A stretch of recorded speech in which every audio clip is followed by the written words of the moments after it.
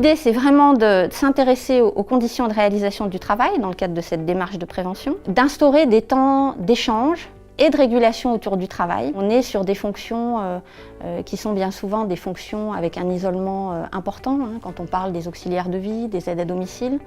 Il y a vraiment un isolement dans le travail qui ne donne pas de place forcément aux échanges autour du travail et dans le cadre d'un collectif. Donc instaurer des temps d'échange et de régulation, c'est vraiment important. Privilégier aussi ce qu'on appelle dans le cadre du réseau, un acte à acte, ce qu'on appelle le management du travail. Donc manager en prenant en compte vraiment le travail dans sa réalité et puis rendre le travail à la fois soutenable, régulé et porteur de sens. Donc aller vraiment sur ce qu'on appelle le management du travail. Chose importante aussi dans le cadre d'une démarche de prévention en matière d'usure professionnelle et dans une démarche concertée, c'est d'anticiper les changements. On a vu qu'il existait des moments charnières. Il est important effectivement de pouvoir anticiper sur ces changements-là et de pouvoir les travailler en amont avec les salariés principaux concernés.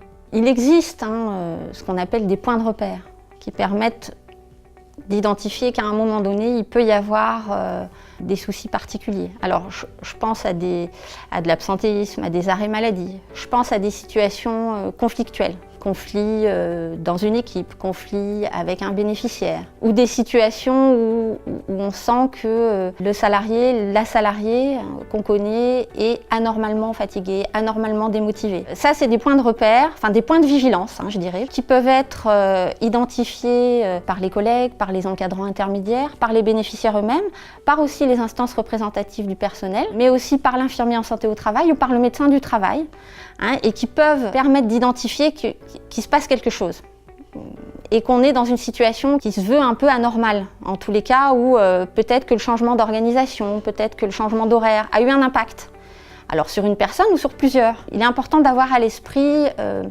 le fait de pouvoir analyser les choses au fil du temps et de se garder à l'esprit qu'il faut avoir une vigilance par rapport à ce qui peut se passer au quotidien.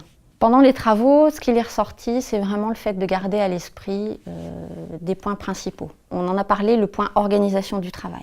Le point santé, bien sûr. Quelle vigilance par rapport à des problématiques de santé, quel point de repère, etc. Mais aussi la question des compétences et des parcours. Comment anticiper sur les mobilités professionnelles? Comment anticiper sur le parcours? Comment identifier les compétences? On a vu, mais on le savait, que les salariés, les professionnels de ce secteur développent des compétences très importantes, des aptitudes, une intelligence relationnelle, une capacité à s'adapter, une capacité à anticiper. Et vraiment des compétences qui peuvent être transversales et qui peuvent conduire, dans le cadre du parcours professionnel, à aller sur d'autres postes, d'autres fonctions. Je pense que le fait de vraiment pouvoir anticiper là-dessus, mettre en évidence les compétences des salariés, les accompagner à travers de la formation, à travers de la VAE, les informer sur le conseil en évolution professionnelle, sur le CPF. Tout ça, ça conduit vraiment à avoir une démarche proactive du côté de la structure, mais aussi du côté du salarié, en termes de développement de compétences et de mobilité professionnelle. Et ça, c'est une vraie démarche de prévention, aussi, en matière d'usure professionnelle.